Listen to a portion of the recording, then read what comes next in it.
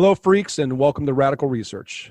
This is episode 55. We welcome you, as always, very, very appreciative of all the listeners and all the freaks out there who get into all this stuff with us. Before we get into tonight's topic, I really want to mention the passing of Matt Fisher, bassist for California's Mind Rot. Mind Rot haven't been around for a while. I haven't heard from Matt in a long time, but he passed a few days ago, apparently. I don't know how. I don't know why. Well, I know why, because life is short and this terrible stuff happens. But I just want to give a shout out to Matt posthumously, because I just feel that this was a loss that kind of touched me, because I worked with Matt when I was at Relapse in the mid-90s, and this was when Dawning, their first album and their greatest album, was just about to come out, and we put it out, and we put a lot into it, and Matt was one of the guys in Mind Rot really, really pushing that album, that band. He had a lot of belief and passion in what they were doing. I was lucky enough to see them live twice in LA, and got to know all the guys, and they were fantastic. And I know Matt went through some troubles post Mind Rot, and I just wanted to give a shout out to Matt's family, give condolences publicly. And both Hunter and I are huge fans of Dawning, and that's an album that I think we'll cover eventually in some great depth on an episode, because it deserves it, does it not? Indeed, it does. Very, very singular record. It's still, I don't know that there's any record that's exactly like that one in my collection. Yeah. I remember when it came out, and you know, like I said, everybody at Relapse was all behind it, and it may not have done what we wanted it to do or believed that it could do. We thought more people would latch onto it, but I think it also raised a few question marks for some people, especially since Mind Rot had kind of come out of the grind crust death metal scene, and then did a record like Dawning, which certainly has its toes in that world, but it kind of goes even further. It's a fantastic album, and we you know, I remember we made these huge, they must have been like 5 foot, 6 foot posters, huge posters of the Dawning cover with the logo, and it was just, they were monstrous, and I don't know whatever happened to mine, but boy, I sure wish I had it now. Probably one of the best sounding records of that period as well. Yeah, and I believe the guy, if I'm gonna, Jim Barnes. It's Jim Barnes. Wow, and he, I think he worked with Deceased either before. After he did Fearless Undead Machines, and yep. And part of that was the Relapse connection, and the fact that we all thought, wow, this guy knows his way around a studio, you know. Yeah. And Deceased were needing, you know, an uptick in their in their production. Let's after Blueprints for Madness, but we'll save that for another time. So anyway, thanks for listening to me on that one, Hunter. Hey, I got, just to completely spin it in a more positive and fun light, I found out something about Fate's Warning. I've been finding out a lot about Fate's Warning recently because I'm writing a book on them, and it's been just utterly fantastic as a fan to you know, have Jim's ear, and anytime like something gets into my head, I just email him real quick and go, hey.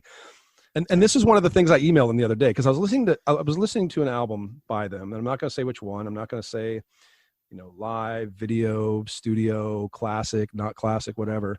I want to ask you, as a Fates fan, if you know where the phrase Anal Nathrock is uttered within a Fates Warning release. I do not. Any guesses? Spectre Within? You're kind of close, kind of. I was listening to Awaken the Guardian live, and in between songs for both of those shows, they did little segues, and some of those segues had samples of movies and things. And I was listening to it the other day, and before Fata Morgana, I hear Anal Nathrock, and I'm like, whoa. For one, I've heard that before, because I think the band Anal Nathrock uses it in an early recording, and I've never known what that meant. I've never looked that up. I've never gone into it. I haven't either, actually. But I got really curious, and I'm like, well, what the hell is that? So of course I emailed Jim, and I say, is this what I'm hearing? Is this the utterance that I'm hearing? He said, yeah, indeed. And he sent me a link to where they got it from, which was the Excalibur movie from 1981. And we see it in that as Morgana is dying. It's I think the penultimate sort of scene in the movie, or part in the movie. Anyway, kind of interesting. And you know, I just like that utterance is in a Fates Warning album, because I only ever related that to the band. Very interesting. Yeah, thought you might like that little yeah. bit of nonsense. I'll never think of Anal Nathrak quite the same way again. Right. So, heard from anybody lately? Heard from any of our friends or listeners? Anything going on out there, Hunter? Trying to think. Oh, you know what? I feel like we've been neglecting someone lately. Hold on, Forrest Pitts.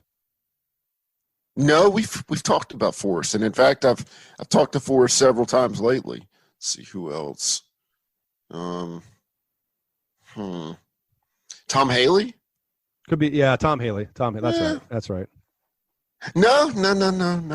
Ah, I got it. Our good buddy Jason Walton. Oh, Jason. Oh, we haven't mentioned Jason in a while.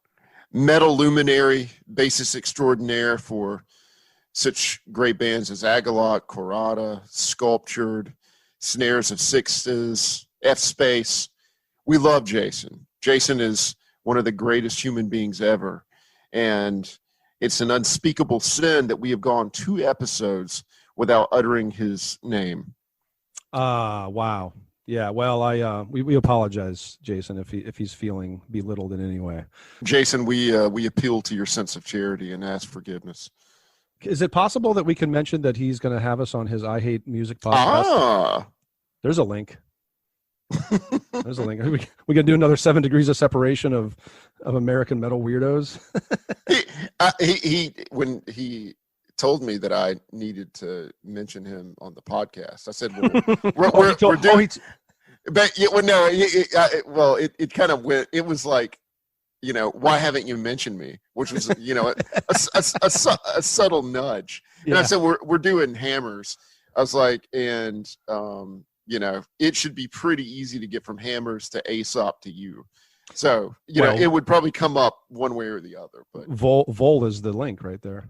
Yes. Wasn't Aesop. Well, and Corrada. Oh, there. Well, exactly, so Cobbett and Cobbett and Vol to Corrada and Agalot. Aesop was on the last 2 Agalot records. There's a time that I thought this fucking podcast of ours was going to turn into a food podcast because of you, and then and your meddling and your radish loving sort of ways. But now I'm starting to think you're going to turn it into like a degrees of separation podcast. That's all it's going to be. And listeners right now are just going, no. No, we got way better feedback about the separation than any of my food fetishism. So I think that's definitely the angle to work, at least for me. For sure. Yeah. Ladies and gentlemen, let's talk about Hammers of Misfortune, shall we?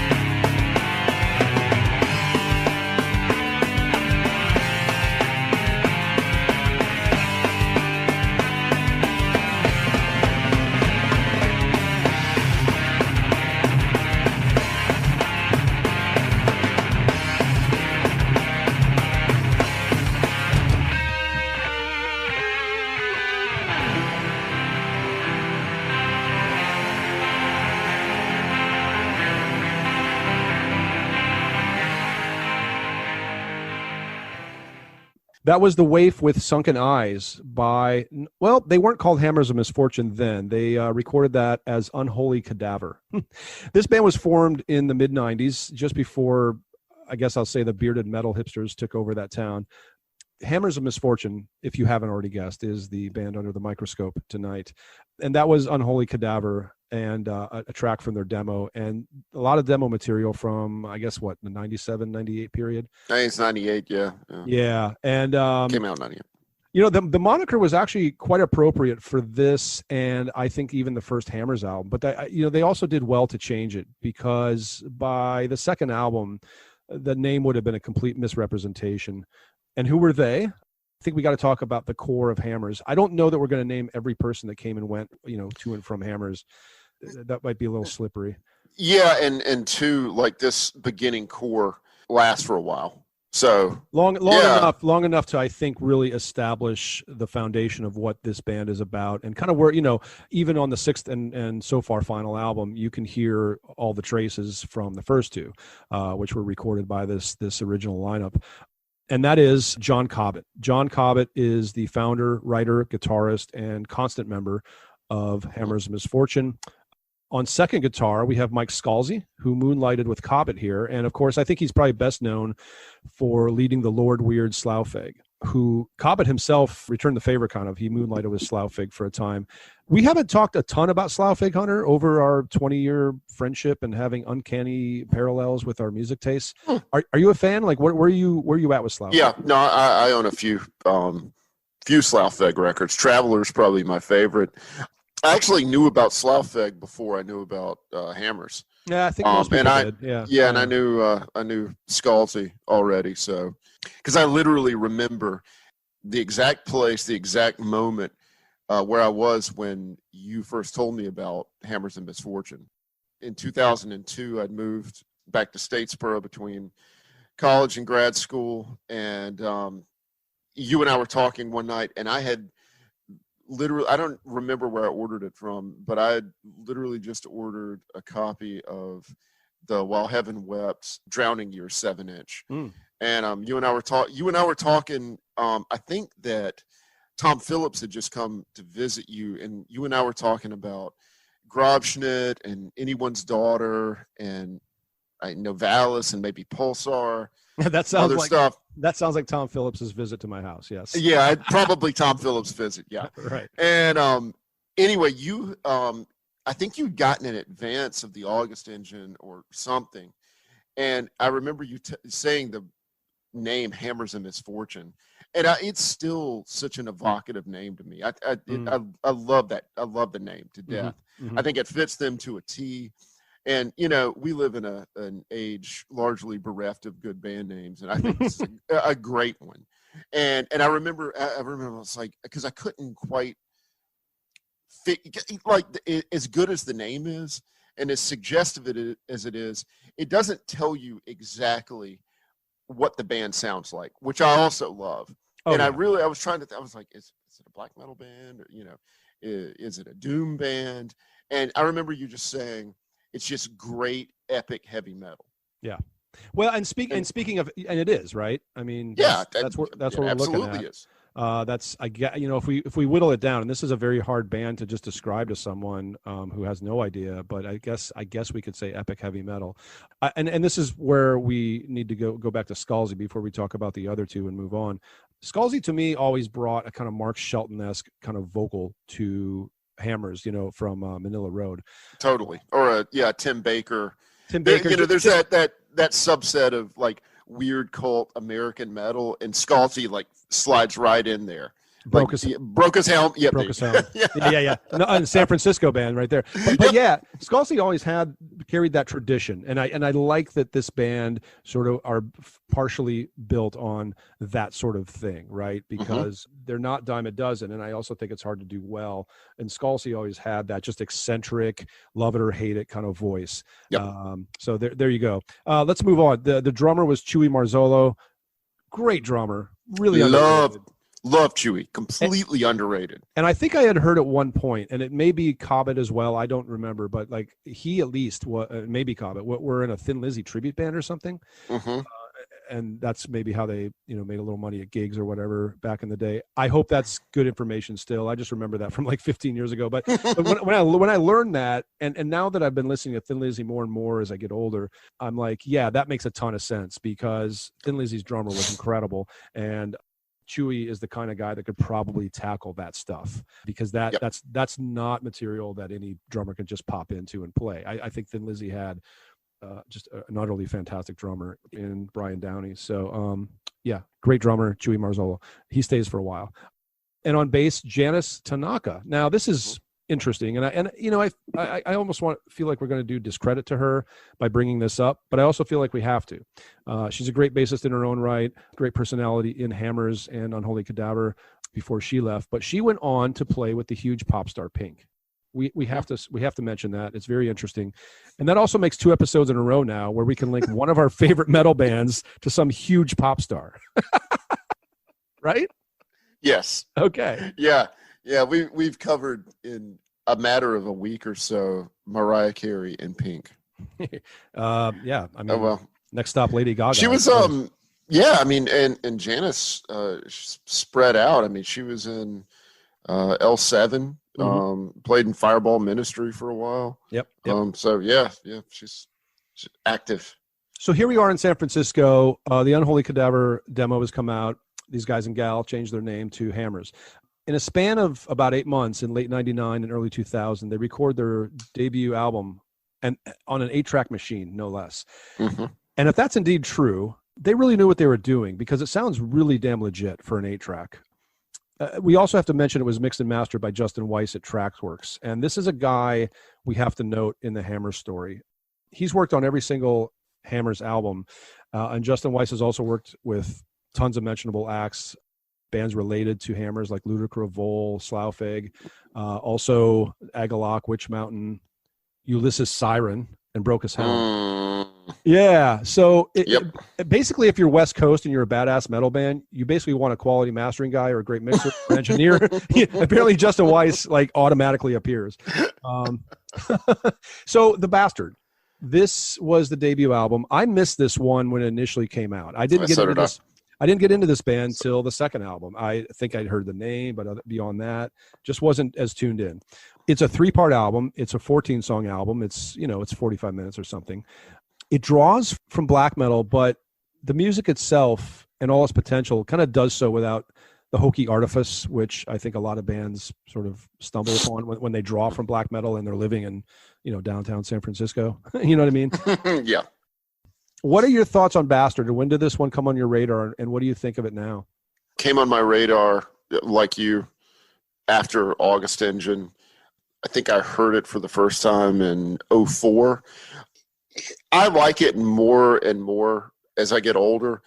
One of the reasons I like it so much is because it's sort of because of its flaws. It's a very ambitious record compared to like the focus of August Engine. I mean, it's kind of all over the place. Oh yeah, because you do get, the heavy metal, you get some of the doom, but it's certainly the most, black metal of all the Hammers kind of stuff. But it's eclectic. It's got, it's the last time that we hear the grim vocals, and I think they work sometime. It's kind of an unwieldy record, but I kind of love it now. Yeah. No, So in going back and doing research and re-listening to the entire catalog really only kind of confirmed that for me. Gotcha. Okay, that's a cool perspective. I have a similar one. I didn't get into it either at the time. I remember getting into the second album, August Engine, and a lot of people, Jim Raggi being one of them, but a handful of others were all crazy for The Bastard still. And I was getting into August Engine thinking it was a masterpiece. I still do to this day. And I went back to The Bastard, and I've gone back to The Bastard over the years, and I'm not hearing, I guess, maybe what some of its devotees are hearing. I like it a lot, especially in the context of being a big fan of this band. But I'm just not. I guess it just created an impact when it came, and I can see why. It's a pretty ambitious debut album, right? Oh, absolutely. Different than anything else out there at the time, or kind of ever. You don't get stuff like this very often. But let's stop talking. Let's listen to a track. Great song title. We love this. You Should Have Slain Me.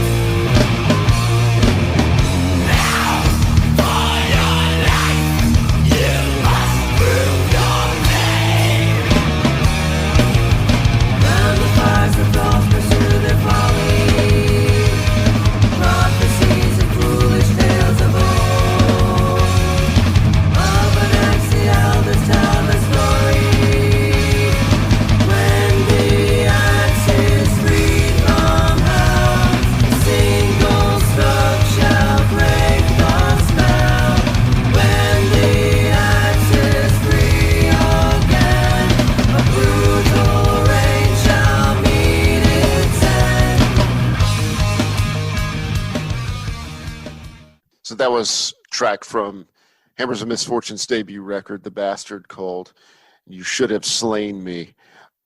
I think it's the most obvious thing is that it's in the greatest of all time signature 6/8, which is designed to make the head bang. But already there's a certain elegance to the material. I mean, it's epic.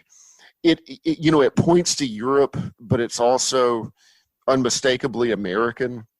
I mean, I think they were already well on the way to establishing that signature Hammers of Misfortune sound. And it's a little unfair and reductive of me to say signature sound, because Hammers of Misfortune is an incredibly capable band and capable of working in a lot of different areas. But there are certain devices, there's a certain guitar sound, a certain approach to harmony and melody that is just characteristic. And I think you can hear it all over that track. Yeah, I was going to say, I think the harmony and melody in the guitar area is one of the signifiers for this band throughout their career. And also one of the things that makes them European. It just, it sounds like it's coming from that metal mindset. Germany comes to mind, certainly. Something Dutch. I don't know, just this handle on kind of wielding aggression and melody with this kind of equal balance. Right. That I think some people like to call classy or whatever, Yeah. But there's a heavy undertow, but then there's this melody and flight vibe to what they're doing. And a lot of 70s stuff. We do hear Thin Lizzy. We do hear some Wishbone Ash in the guitar work, I think, as well as some of the metal classics from the 80s. So I've always heard, and we'll get to this on 17th Street, because I think this is where this influence reaches its head the most. But I hear like the first two Ozzy albums all over Hammers of Misfortune. I think there's a very similar approach to metal and respect for metal coming from Hammers, the way it is from those early Ozzy records. What makes it epic? We talk about epic. Well, I think it's just, that the layers that we find. Like, we can delve into the sort of heavy-handed aggression. We can delve into the melody. We hear different voices. We hear three different vocal styles on The Bastard, maybe four. And we could probably even split hairs and get a fifth. They're just giving you a lot to digest. And I think what makes it epic is it's not a mess. they're able to direct this and focus it in a way that's just so satisfying. Right. So even if the Bastard isn't our favorite Hammers, like we can listen to it and go, yeah, this is why I love this band. Sure. And to that point, we're going to listen to a bit from the final track, Sacrifice, the end. This is some pretty special stuff.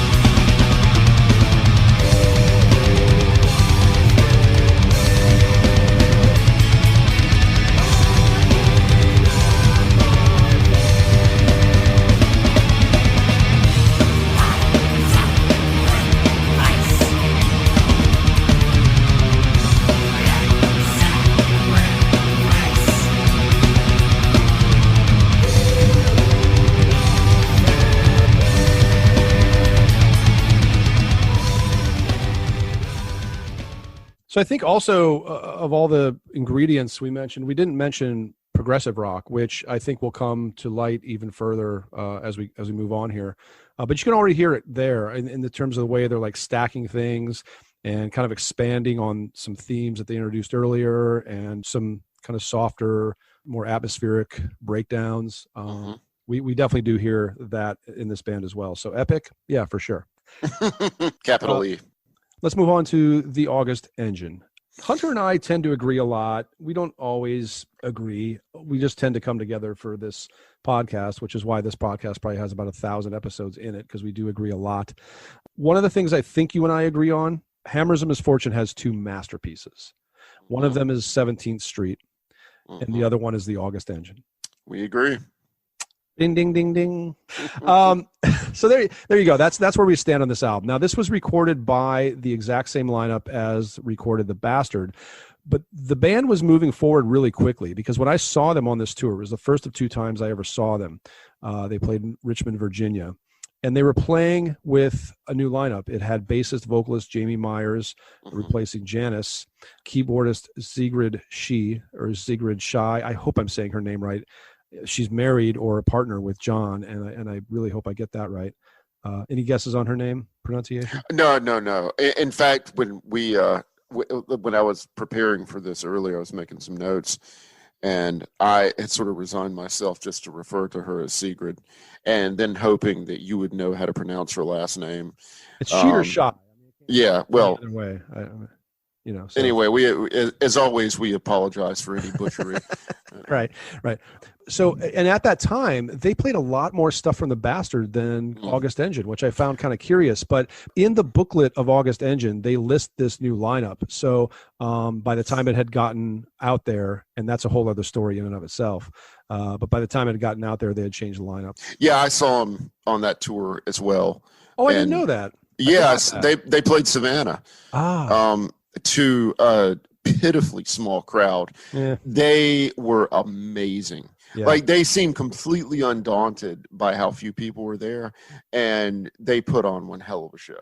Were they also playing lots of stuff from the Bastard and less from August? Yeah, there were songs on August Engine. I was like, but this guy's got to come next, and no, it never came. Yeah, interesting, but respect. I mean, it was a great show nonetheless. Yeah. So this is an interesting story with this record. It was originally shopped to labels as a longer album. They wanted to expand beyond the local label Tumult, who put out The Bastard. And weirdly, I think really fucking weirdly, getting a quality label for this album was very difficult for them. I don't know if it was the time that it came out or early 2000s or what, but I know that they approached all the kind of main labels you'd think about for metal back then. I know Century Media didn't bite because I was with Century Media then. I didn't have any kind of signing power with Century Media. That wasn't my position. But if I would have, I certainly would have gone for it or made an offer. But I remember talking to people at The End Records and Sensory, Laser's Edge, Ken Golden, who were really intrigued and really liked the album. For some reason, they didn't bite. And it was really too bad. Eventually, the album got pared down to 44 minutes, less of that longer album that I think Cobbett was going for, that kind of the wall double thing. And it's pretty fucking great. And Cruz del Sur, who became a really good label, took it on when they were quite young. So I think at the time, maybe it wasn't the big get, but I think over time, Cruz del Sur has become reputable, and they existed on that label for two albums. I wanted to also mention that I recently got back in touch with John Cobbett, and he had this to say about the longer unreleased version of August Engine. And he told me this was kind of the official word, so I'll read it to you. He said simply, the album was in danger of collapsing under its own weight. So I don't know if he means by that labels just weren't willing to go with a lengthy possible double album type thing or what. At some point, the original version got out there, and that's all I really want to say about it, other than John told me that it was unreleased for a reason, and one likes to choose how one's music gets put out there. And I really have to completely stand with him on that. There were a couple cool things left off because I have a CDR of that original version. I'm never going to post it or trade it, but it's got some good stuff. And we're going to deal with August Engine as it exists. And as it exists, we still think it's a masterpiece. So what do you say we check out an early part of the album? We're going to do Rainfall and A Room and a Riddle together. This is the way they appear on the album. We'll do snippets from both. On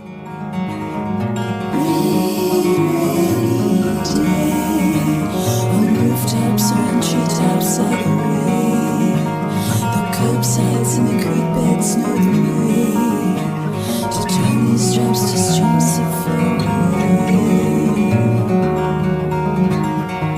Two for the rivers bound by banks and shores.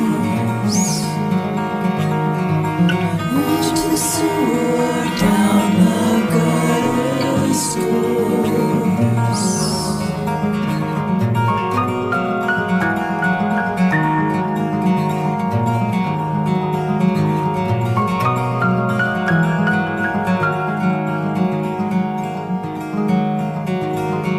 Drawn by winds and stagnant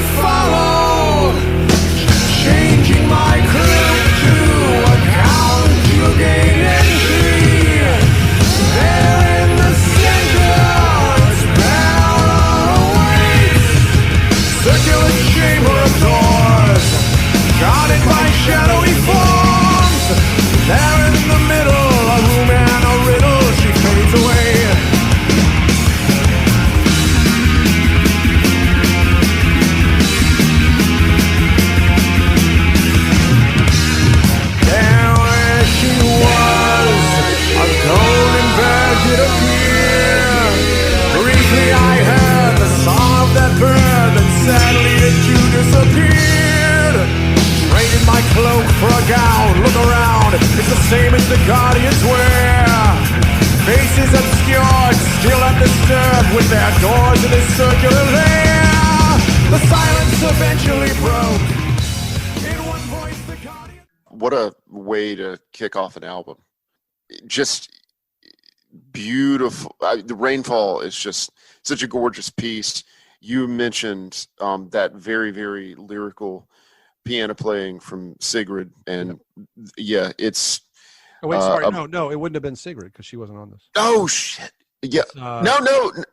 Who played? Hold on. Yeah, it is Sigrid. When she guessed it on it, didn't she? Oh, hold on. Let me look. I have it right here. Hold on. Yeah, according to the Oracle, Sigrid does play organ, piano, and does some backing vocals on the album.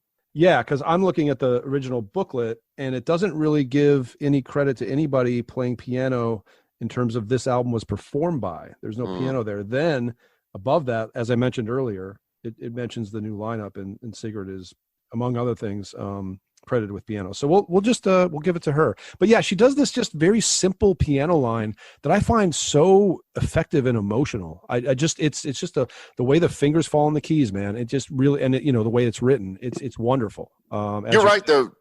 Yeah, the touch that she gives the piano.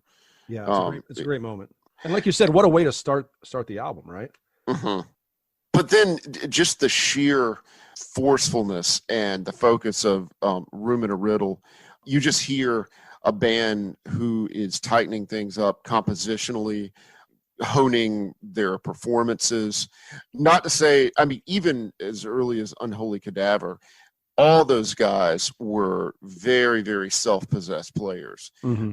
But I think that you can hear how inspired they are by the elevated writing on the August Engine.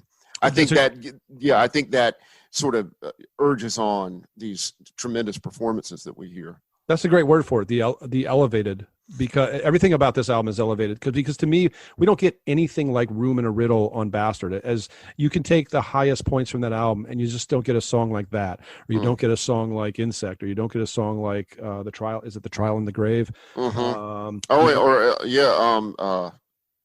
Doom Parade. Doom Parade, man. Yeah, that's a classic. And we're going to hear more of this greatness in August Engine Part 2, which we're going to play next. But yeah, this is where I think Cobbett finds his mastery. I don't want to kiss his ass too much, but I have to say, John, yeah, good God, like you were fucking dialed in at this point. I mean, really. Yeah, I mean, he didn't pay us that much. Right. No, yeah, just a few hundred, which is right. Which is really chump change and radical research. There's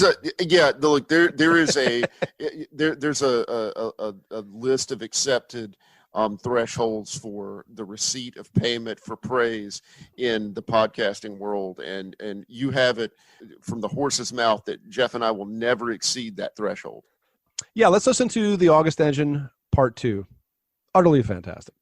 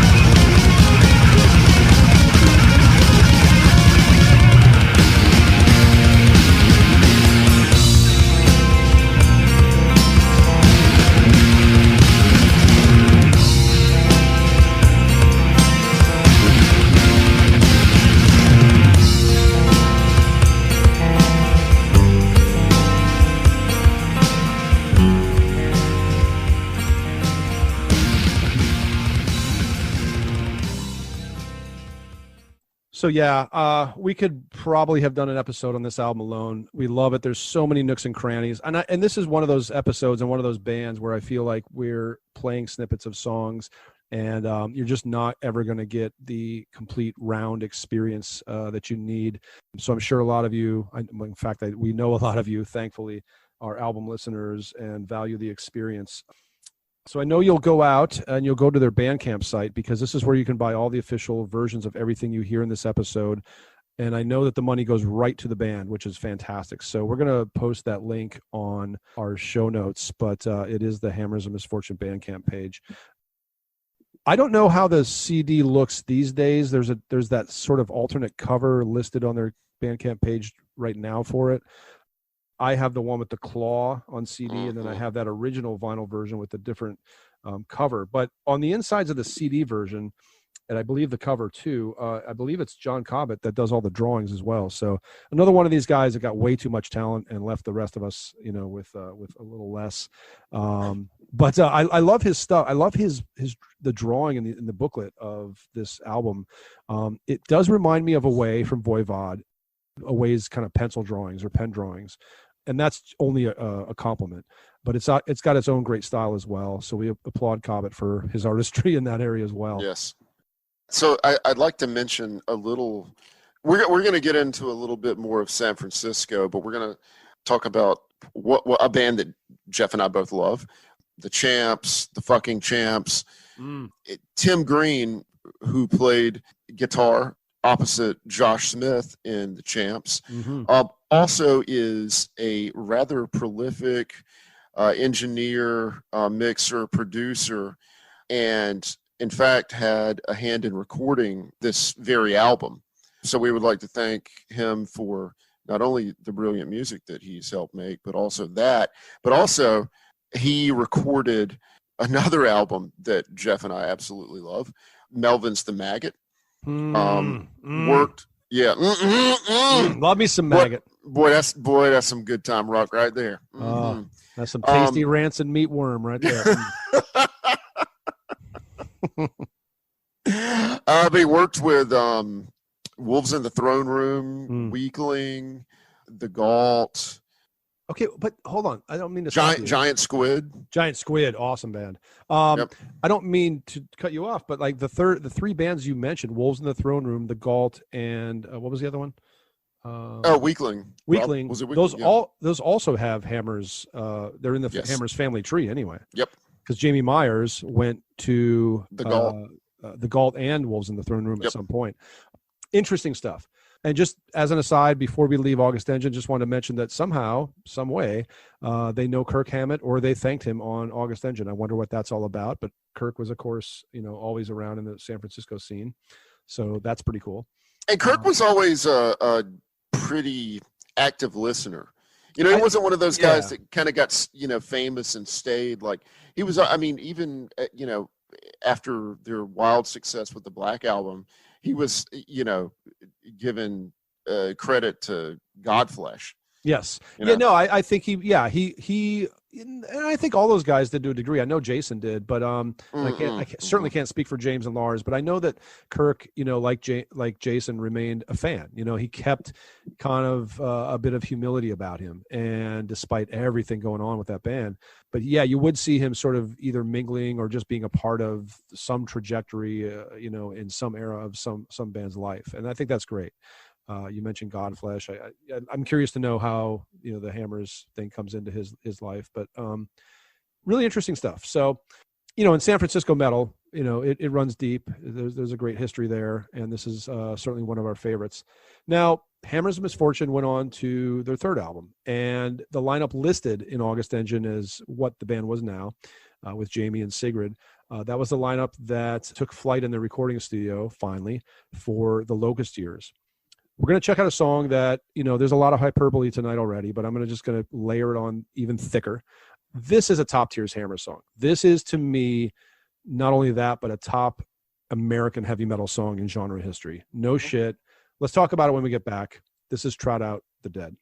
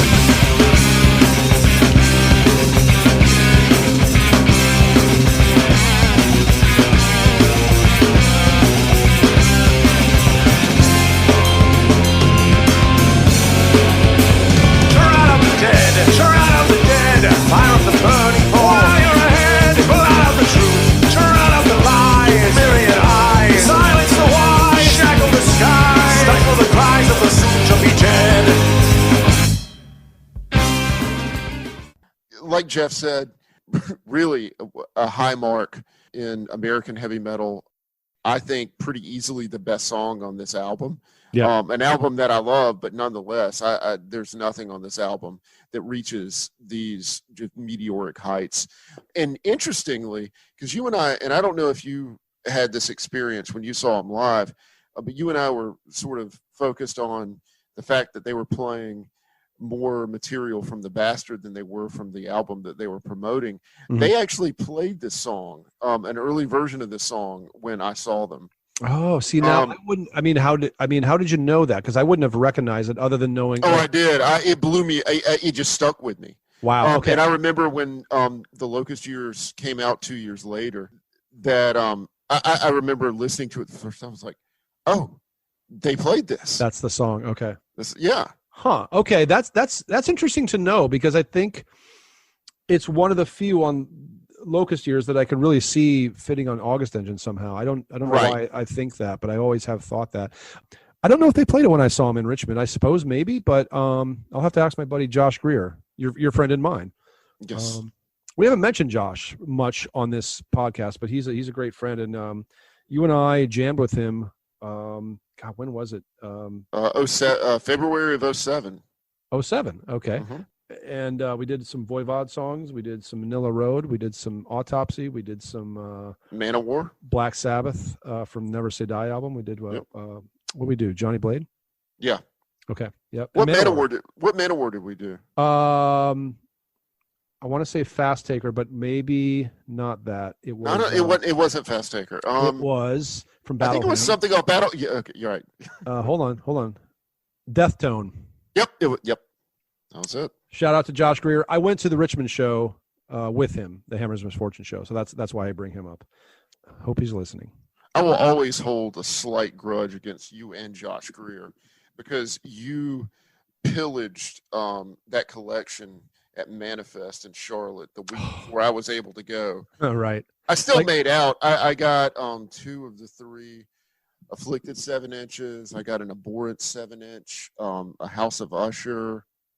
Yes, Josh being younger, he didn't have say stuff like Omen's Battle Cry, because he didn't grow up then. So he always liked it. He probably had it on CD, but he was finding mint copies of the original Gatefold for $5, Nice. Before vinyl prices spiked. And yeah, that was a good time. Josh is a great listener and a great guy. Great. I wish I saw him more often. Great guitarist. He could handle some. Yeah, dude, he's a killer guitarist. Yeah. So anyway, we'll get to Chastity Rides. This is another highlight from the Locust Years. A lot of highlights on this album.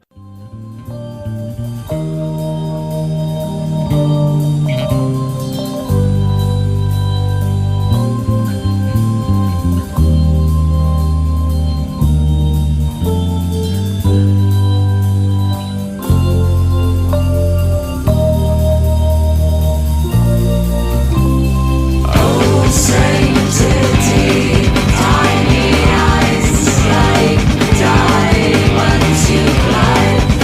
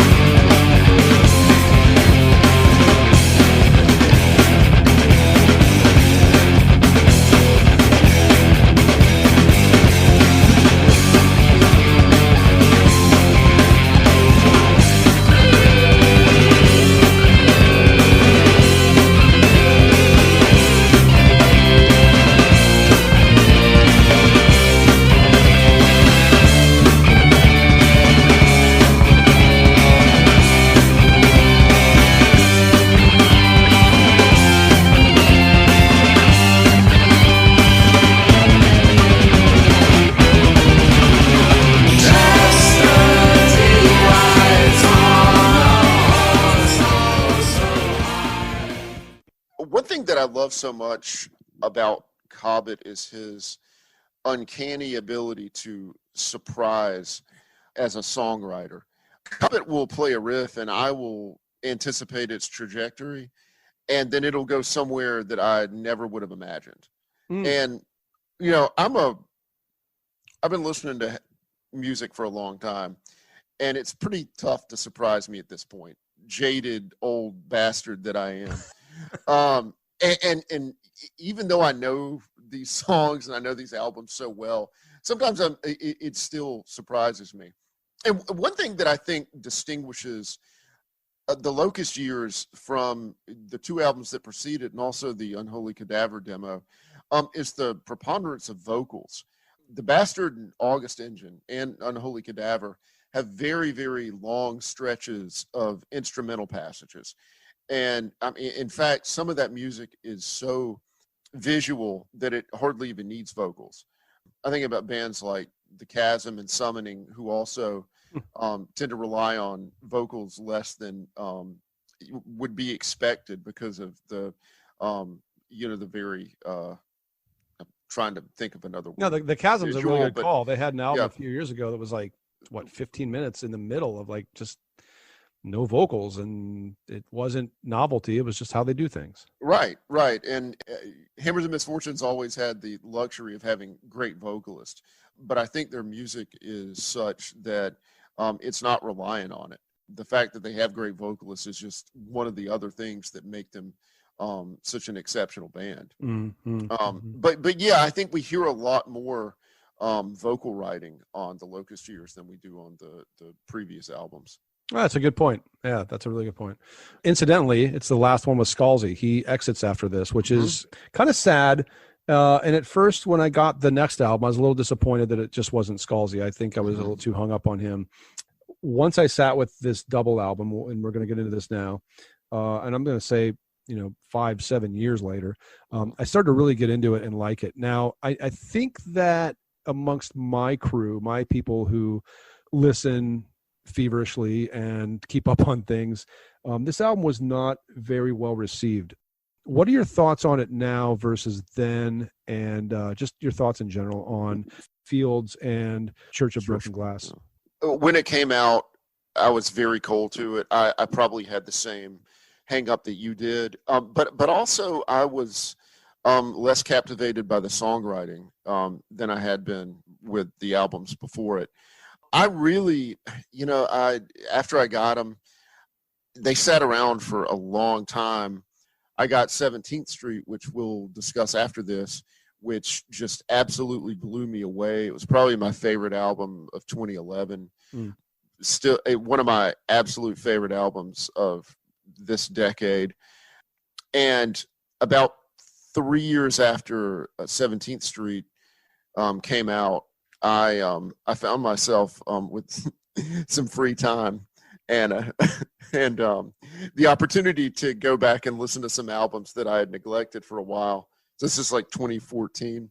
And I went back to Fields and Church of Broken Glass, and they sounded fresher than they had ever sounded. Yeah. I've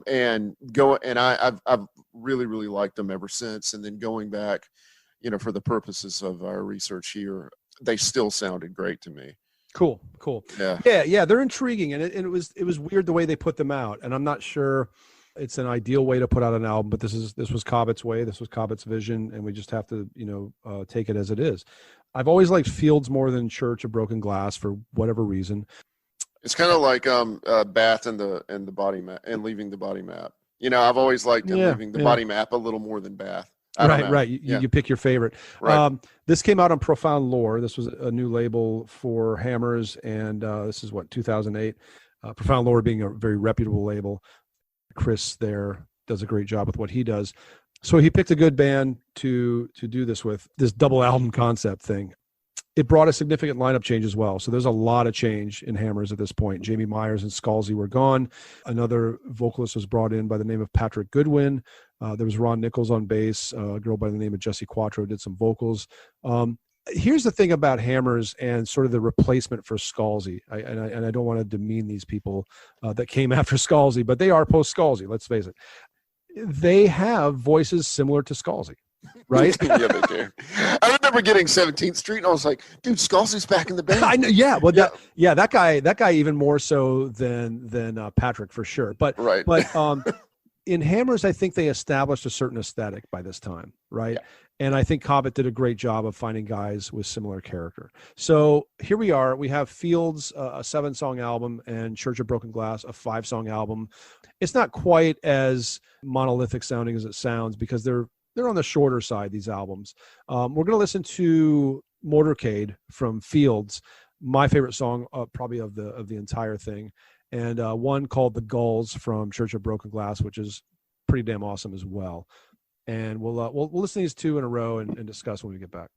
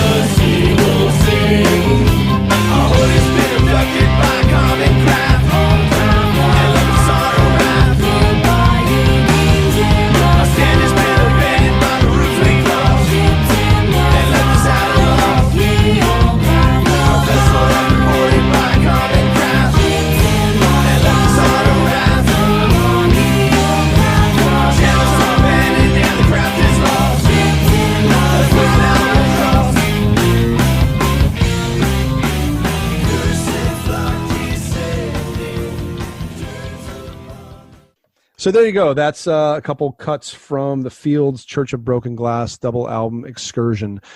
I want to mention that they did a song called Church of Broken Glass. It serves as a title track. We're not going to listen to that, but I want to note that the song was one of the ones that was dropped for the final official version of August Engine. There's an earlier version of that with Scalzi on vocals. I like that they revived that. Kind of creates a little link to the Scalzi era, and there you go. That's that wonderful little era that gets us into the next. What say you, Gin? I tell you what I say. This is we talked about their flirtations with prog rock in the past. To me, this is where they move beyond flirtation and into the dating phase. For sure. Yeah, like the prog rock becomes less of a suggestion and more of just an outright indulgence. In the last song we played, there was a unison guitar and organ lick that reminded me a lot of the American progressive rock Cathedral, who in 1978 released an album called Stained Glass Stories. Yeah. So we've got Cathedral, we got Glass, we got a band that's about to break the glass, going into the Cathedral. It's just, we're full circle here. Man, that's amazing.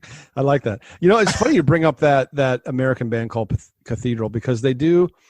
I'm not sure John Cobbett knows about them, but I wouldn't be surprised if he does. There's a vibe there that's quite similar to the Stained Glass Stories album. I like that, man. That's really good. I can hear it now that you mention it. Yeah, it's that wonderful. I think there's a Hammond going on there. There is. There's a Hammond. Yeah. So this band is from San Francisco. I think the next album was a bit of, I'm not going to say an urban album, but it had some level of, I don't know, kind of a knowing their place in the world geographic sort of vibe. Do you want to speak on that a little bit? We've talked about that some. Yeah, I'd like to explore it more. I don't know that I would argue with the claim that this is an urban album. I mean, just on the cover, you have the silhouettes of the 6 band members and the backdrop of San Francisco. And I think San Francisco and the identity of the city has played an important role in this band. And I think it's played an important role. I don't know. It seems like with San Francisco bands, they're very proud of being from San Francisco. And I mean, you get nods to that on this album with, the title track, The Day the City Died. 317, I suspect, is a street address or an apartment number. But two. Also, sorry, not to interrupt you, but the inside packaging as well. Also, kind of scenes from the city. There's it's artfully done, of course, but we have the band on a beach. We have the band hanging over the city, as you mentioned. We have some power lines. I mean, okay, I'm with you.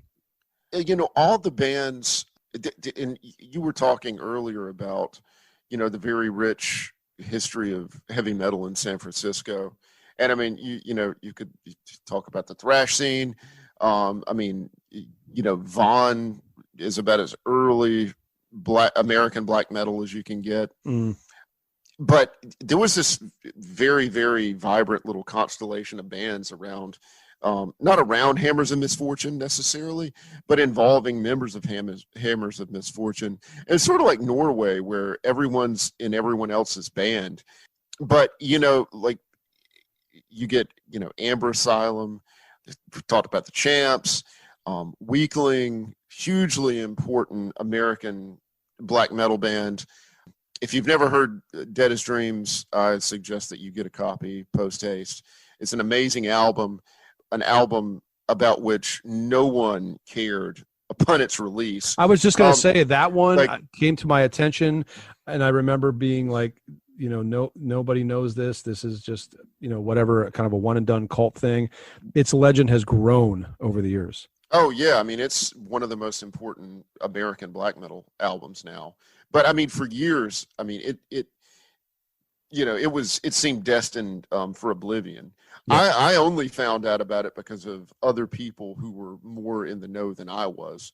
And I finally, I was able to rustle a copy sometime in the mid 2000s. I forget when, and I got it for pretty cheap still because their star hadn't risen quite yet. Yeah. But anyway, it's a great, if rather exhausting listen. So yeah, you want to eat your Wheaties before digging into that. But another very, very important band that should be mentioned here is Ludicra. Yep. And John Cobbett was a core member of Ludicra. Played on all 4 full lengths. Also, that band features drumming of the great Aesop Decker, another San Francisco luminary, and Ross Sewage from Exhumed and Impaled. Yep. Apparently, he played live with Wolves in the Throne Room at some point. Ross did with them. Yeah. Oh, yeah. wow. Just live. Yeah. Interesting. So yeah, I mean, pretty fleshed out lineup you got there, and their album, The Tenant, is kind of become a cult minor classic in the sort of American post black metal genre, and Fex Urbis is also a really, really good record. But we're talking about sort of urban decay and identification with geography. But Ludicra wrote at fairly great length about sort of the grim realities of life in maybe the more impoverished parts of San Francisco. Mm-hmm. So this couldn't help but infect Hammers and Cobbett and 17th Street, because we're getting this imagery and this idea for the very first time in Hammers. I think before this, we were dealing with a band that it wasn't fantasy by any means, but there was right. like a lot of symbolism, a lot of sort of pagan imagery to reflect everyday sort of workaday stuff. This is the first time that I think they are really this reflective, really this introspective, and really this putting up a mirror to themselves and to their immediate surroundings. I think before this we're getting more escape, perhaps. Yep. Yeah, I agree. Yeah, okay. This is a very grounded album. Yeah, but but at the same time, though, I mean, there are songs in the back half that remind me more of David Bowie, or even like the more not experimental, but like just adventurous Elton John stuff, like Goodbye Yellow Brick Road, like Summer Tears and Romance Valley. They're still reaching into the art rock world or the prog world, and the pop rock world, because I hear plenty of Magnum. Some like heavier sticks. Okay. Yes. And we love that. I mean, we love early Magnum. I love a ton of Styx. I hear a ton of that on 17th Street. So yeah, while they're being reflective and being kind of a little grittier, they're still kind of exploring this other sort of more ethereal layer of the band. And this is what makes this band fascinating. And I think this is the convergence of within their sort of evolution or adaptation that makes this album so great, and for us a masterpiece. I think everything just comes together here, and it almost shouldn't, because they've had more lineup changes. They got a new guy on vocals called Joe Hutton, yet they make this beautiful stuff. And I highly recommend this album. If you're going to start with Hammers, go for this one, probably even before August Engine. I think this album has everything. We're going to catch a song called The Grain near the middle. One of my favorite passages in any Hammers song, this gorgeous bit of melody and that impactful chorus. You were definitely on board when I picked this one for this show. I mean, I was going to force you into choosing this. Yeah. Well, here we go. Under no duress, The Grain.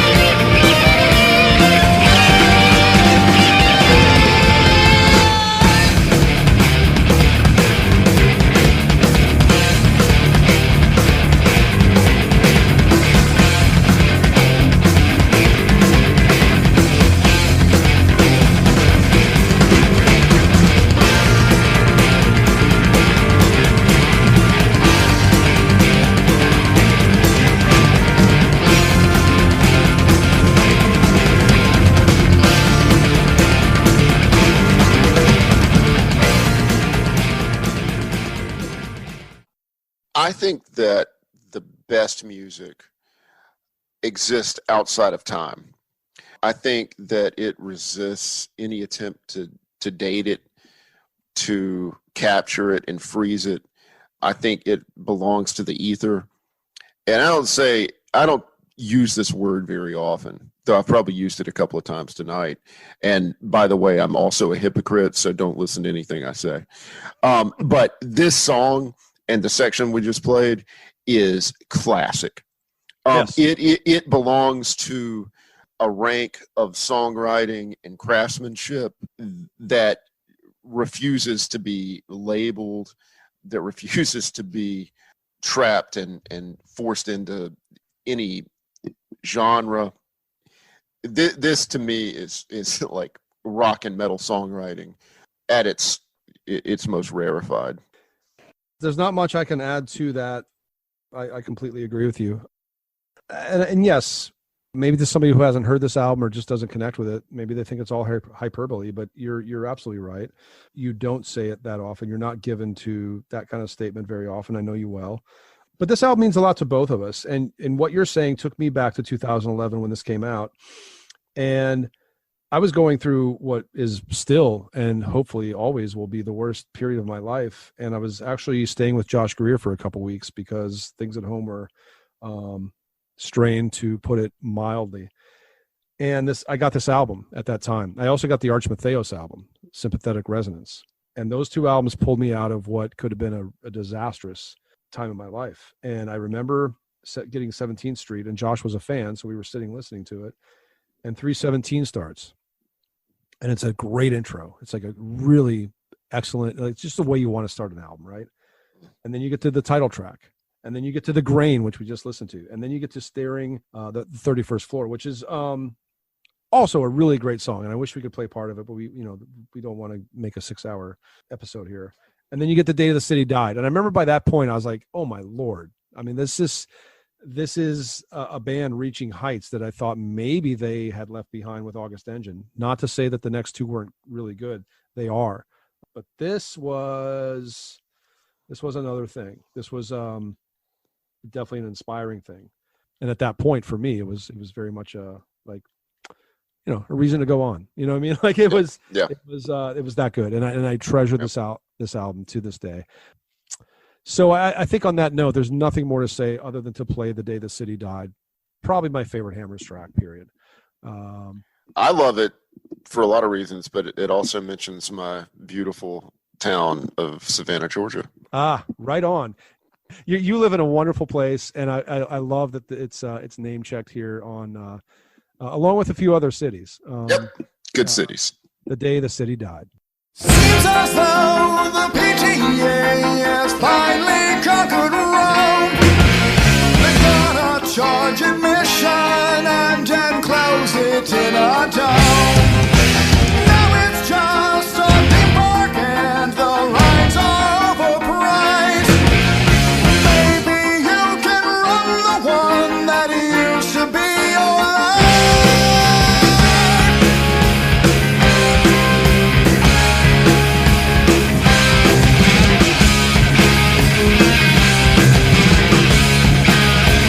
TICs and refugees are scattered for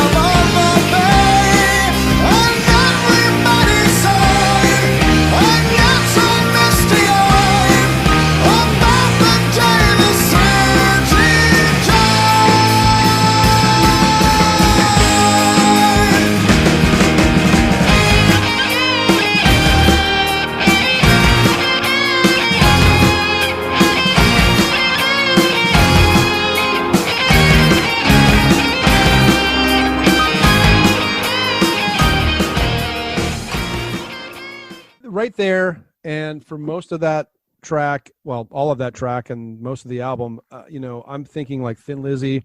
There's a part in there that reminds me of Fire of Unknown Origin era Blue Oyster Cult, which we both hold on a very high pedestal. Yeah, it's classic, but it's not an homage. It's part of this undiluted stream of classic rock and metal songwriting. Writing is the key word, because I think to ape that stuff is quite easy. I think we saw that with the sort of like fuzz rock revival that happened about 15 years ago in bands like Graveyard and whatnot. I mean, to me, that's a lot of artifice and not a whole lot of great songwriting. But right. I think that Cobbett holds it. I think the Hammers has it. And I think that we hear it all over 17th Street. What a great song. There's nothing more I can say. I actually may go listen to this record when we get done recording. Do it. Yeah. Not enough Hammers. No, especially this one. And this album ended up on Metal Blade. I remember when I got the finished copy, it had the bloody axe logo. And I'm telling you, I hadn't seen that on a new album in a while. I think that might have been one of the first ones that Metal Blade did like that. And it made so much sense. I thought that just makes so much sense, because this is a true Metal Blade band. I don't even know if I can define what that means, but all respect to the labels, Tumult and Cruz del Sur and Profound Lore. I just feel like Metal Blade is something about the classic Metal Blade is what Hammers evokes. And you know what? And I just thought about this. What about Gestures of Destiny? Sure. Yeah. Were they San Francisco?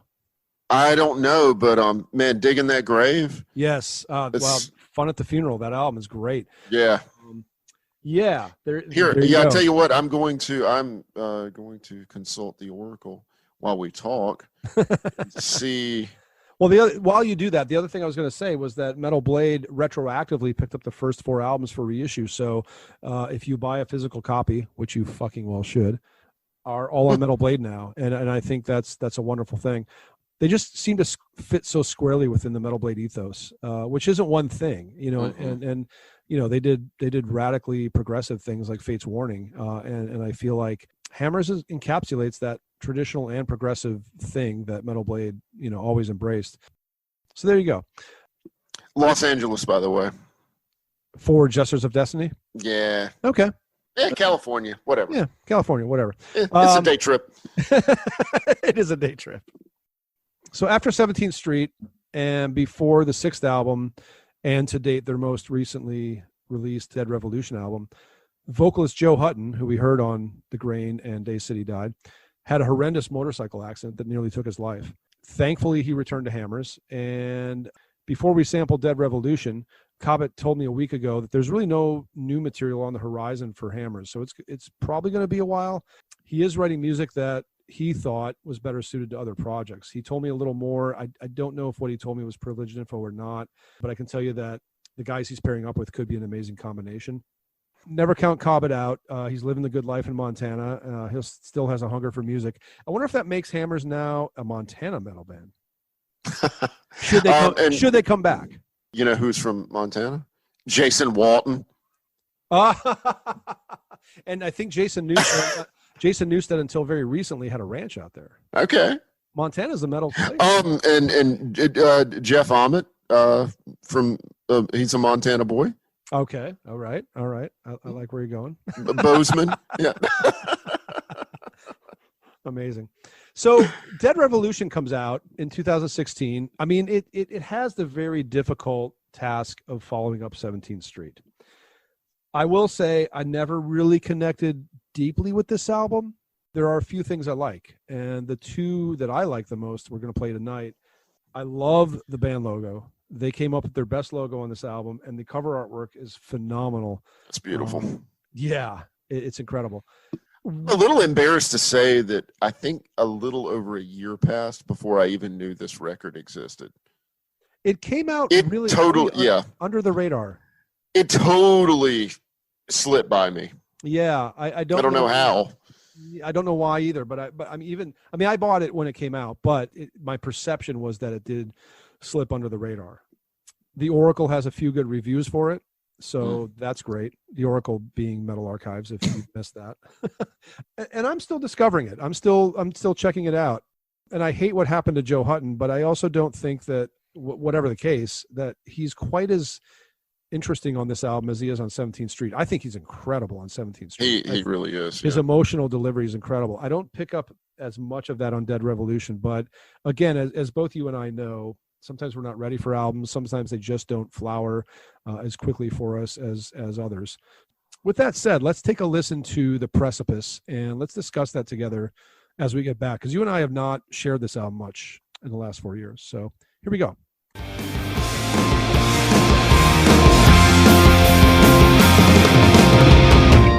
fog is rolling in a gentle drift of gray,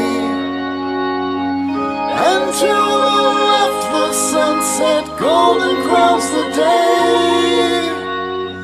The asphalt cooling down beneath the rusty wires, the trees are swaying to the sound of swinging tires. More and more pulses like white horses in a line, a shining abattoir, no vampire left behind. Another tragedy, it happens all the time. We should have seen those signs.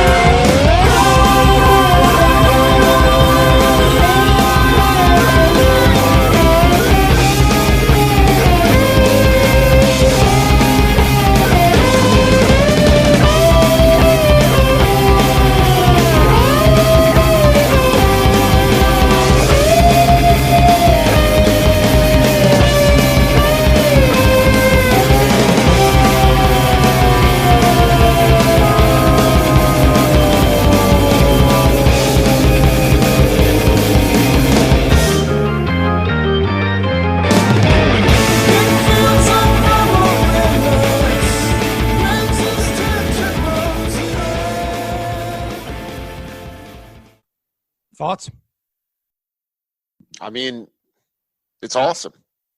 Right. I know. But yeah, I'll admit too, like it's not as good a record as 17th Street. No. A little is, and I'm still kind of warming up to it myself.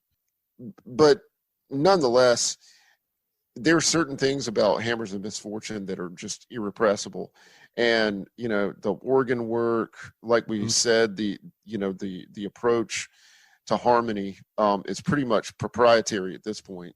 Even though, you know, you hear the echoes of all those other classic bands we talked about, like Thin Lizzy, Wishbone Ash, BOC. But nonetheless, like it belongs to Hammers. And even when they're not, you know, traipsing around Mount Olympus, they're still a tremendous band. Right.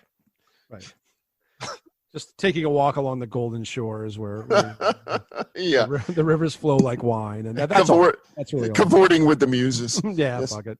Yeah, just an average day. No, what are you doing this afternoon? You know. That's the thing. That's how special they are, and there's something intrinsic about them that the least great album will be excellent. In fact, I like Dead Revolution more than The Bastard. I think The Bastard is the one I don't connect to as well, whereas everything else I kind of recognize as this great spirit of Hammers of Misfortune. Yeah. That might be anathema to a lot of Hammers fans, and that's fine. Maybe I'll never love The Bastard. Maybe one day I will. I think maybe one day you will. Yeah, for now, you know, here comes the sky. This is a favorite of mine off of Dead Revolution, and we'll be back to wrap it up after this.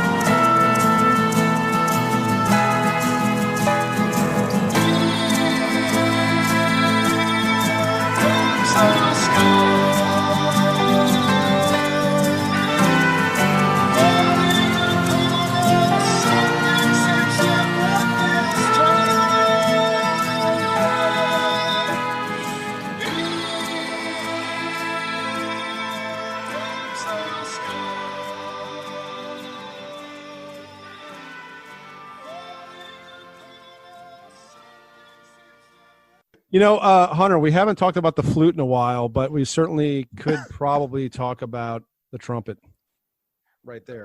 I think now's a good time as any to talk about the trumpet. Long-time listeners will know that we had a thing with the flute. It just kind of kept coming up. I mean, it's just not really sure how, because you and I neither particularly enthusiastic about that instrument. Oh, I'm way more enthusiastic about it than you are. I mean, I think is it fair to say I'm a bigger Jethro Tull fan than you are? Oh yeah. Genesis used it early on. Yeah. I can go on and on. I like the flute fine. Cathedral. Yeah, no, I mean, I like it fine. I think you have more of a prejudice against it, and that's fine. We've also said we don't like the harmonica, but every now and then I'll hear the harmonica and go, well, I kind of like that. Like, I mean, Voivod the Outcast. I believe there's a harmonica. Yeah. The Wizard by a little band out of Birmingham called Black Sabbath. Never really quite got their due. And Cypress Hill, DJ Muggs sampled The Wizard. Did you just say Cypress Hill? Yeah. I don't care about that. Well, I do. Look, man, you like flutes. I like early '90s hip hop. Hey, man, we both got our things. Right on, brother. Right on. Well, we can certainly agree on the trumpet on "Here Comes the Sky." That's a little fantastic little thing. So there you go. We highly recommend you visit their Bandcamp page. As we said before, please go there. The band gets all the money. I want a few of you at least to buy a few of these albums. I know you will, because we get a lot of response from people that go out and buy albums after they've listened to an episode. And that's just the greatest thing of all for both of us. And if you're turned on, please do that. We'll post a link on our notes.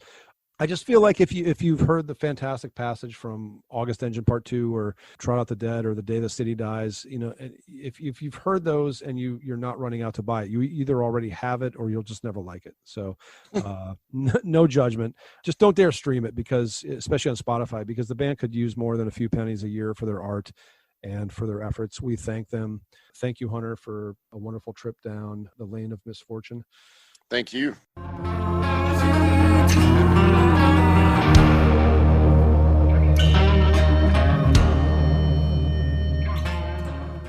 And next time, what do you say we go and lie down with the Lamb on Broadway?